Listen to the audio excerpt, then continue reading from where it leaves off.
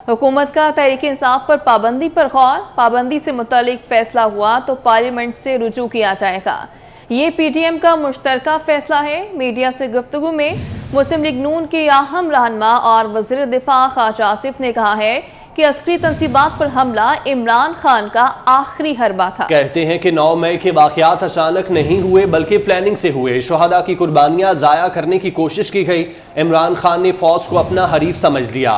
9 मई को उन्होंने जुआ खेला जो वो हार गए। इमरान खान के इकदामात पर भारत में खुशियां मनाई गई।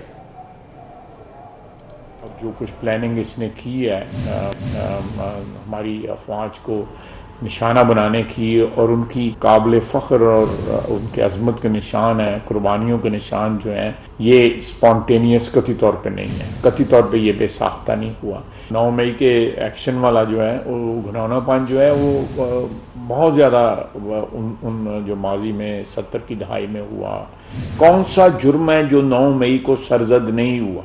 रियासत की असास पे हमला किया है। जितने भी इक़दाम जो है इमरान ने उठाए हैं उससे सारे हिंदुस्तान के तूल और अर्ज़ में जो है बिल्कुल उन्होंने कहा है कि जिस तरह हमारा इंटरेस्ट जो है प्रोटेक्ट जो है इमरान खान ने किया है या उसको आगे जो बढ़ावा जो इमरान खान ने दिया है 75 साल में किसी ने। इसी मामले पे बात करते हैं। सीनियर तजियाकार नसीम ज़हरा साहिबा ने हमें ज्वाइन किया है। नसीम ज़हरा साहिबा, बहुत शुक्रिया वक्त देने के लिए। ख्वाजा आसिफ की जानिब से कहा गया है कि तहरीक इंसाफ पर पाबंदी पर गौर किया जा रहा है और इस मुतालिक पार्लियामेंट से रुजू किया जाएगा। साथ ही साथ कहते हैं कि ये पीडीएम का मुश्तरका फैसला है। कैसे देखते हैं आप इसको?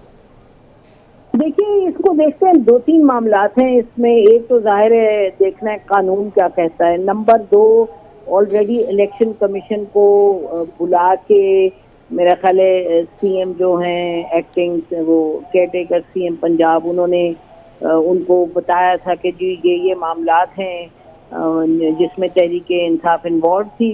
तो फैसला तो इलेक्शन कमीशन अल्टीमेटली करती है और रिकमेंडेशन का जहाँ तक ताल्लुक है वो हमने ये देखा कि पीपल्स पार्टी हर इशू पे ये कह रही है कि जी एक प्रोसेस के थ्रू चलें। पीपल्स पार्टी ऑन रिकॉर्ड है, बिलावल भुट्टो ऑन रिकॉर्ड है, उन्होंने कहा कि जी हम बैन के अगेंस्ट हैं।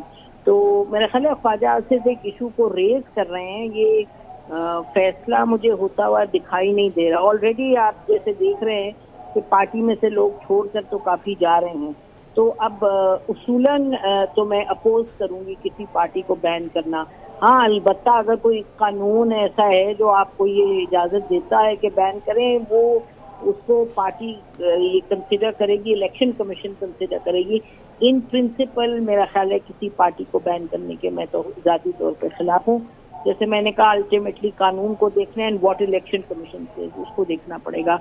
और जब पार्टी के अंदर पीडीएम का हिस्सा तो नहीं है पीपल्स पार्टी, लेकिन वो यकीनन हुकूमती जो जमातें हैं उनमें से एक है और उनका फैसला मुख्तलिफ है। देखें अब क्या होता है। ठीक है नसीम ज़हरा साहिबा, आप हमारे साथ मौजूद रहिएगा। तर्जुमान JUIFA मोहम्मद असलम गौरी साहब ने हमें ज्वाइन किया है। गौरी साहब, बहुत शुक्रिया वक्त देने के लिए। ख्वाजा आसिफ का मौक़िफ़ तो यह है कि पीडीएम का मुश्तरका फैसला है कि पाकिस्तान तहरीक इंसाफ पर पाबंदी लगाई जाए और इस पर गौर किया जा रहा है। JUIFA का इस पर क्या मौक़िफ़ है? क्या वो भी पाबंदी के फैसले पर एग्री कर रहे हैं?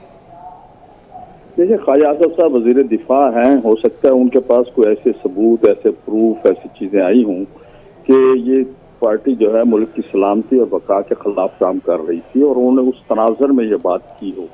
हम ये समझते हैं। बहरहाल इसमें तो कोई शक नहीं है कि इस पार्टी की वजह से पूरे मुल्क में एक इंतशार की फ़ज़ा कायम हुई। मुक़न्नना हो, अदलिया हो, सहाफ़त हो, दिफाई इदारों में तफरीक पैदा की गई और इस जमात की वजह से मुल्क में आज जिस हम बहरानों के शिकार हैं इसी जमात की वजह से हैं। मेरा ख्वाजा आसिफ के पास चूँकि वज़ीर दिफा है, कोई ऐसे प्रूफ, ऐसी चीज़ें आ गई होंगी जिन चीज़ों को मद्देनजर रखते हुए उन्होंने ये अपनी स्टेटमेंट जारी की होगी।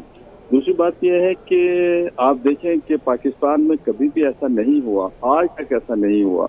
बड़े बड़े वाक़यात हुए हैं, ज़ुल्फ़िकार अली भुट्टो की फांसी हो, बेनज़ीर साहबा की शहादत हो या दीगर नवाज शरीफ साहब को निकाला गया हो, MRD हो, कभी फौज के अदारों और दफातर पे हमले नहीं हुए, ना उनके रहायश गाहों पे।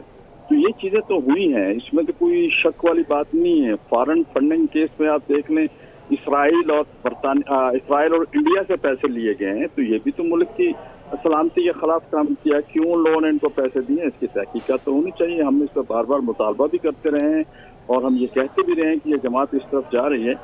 तो बहर जहाँ तक बहसीत एक सियासतदान और सियासी जमात के हैं, तो हम बहसीत सियासी जमात और सियासतदान हम इसको मैदान सियासी मैदान में ही इसका खात्मा समझते हैं, किसी सियासी जमात का। लेकिन अगर वो जमात इस तरह की चीज़ों में मुलव्वस है, जो चीज़ें सामने आ रही हैं, अगर वो मुल्क की बका के खिलाफ काम कर रही थी और ये चीज़ें हैं, तो मेरा ख्याल ख्वाजा साहब को वो सारी चीज़ें आवाम के सामने और कौम के सामने लानी होंगी और उसके बाद इस पर कुछ हो सकता है। लेकिन जहाँ तक आप समझते हैं, मैं समझता हूँ कि सियासी मौत की आप बात कर चुके हैं, तो वो 9 मई को उसने खुद अपनी सियासत पर खुद को हमला किया है। उसके बाद आज देखें पंजाब में जिन्होंने 1 करोड़ के टिकट बेचे थे अपने एमपीएस के उम्मीदवारों को, वो टिकट वापस उनके दरवाजों पर लोग फेंक के जा रहे हैं। तो ये सियासी मौत तो वो मर चुका है। ख्वाजा आसिफ साहब जो बात कर रहे हैं वो किस तनाज़ुर में ठीक है। असलम गौरी साहब, बहुत शुक्रिया आपके वक्त का। सीनियर तज्जियाकार नसीम ज़हरा साहिबा तज्जिया इस पर अपना दे रही थी, आपका भी बहुत शुक्रिया।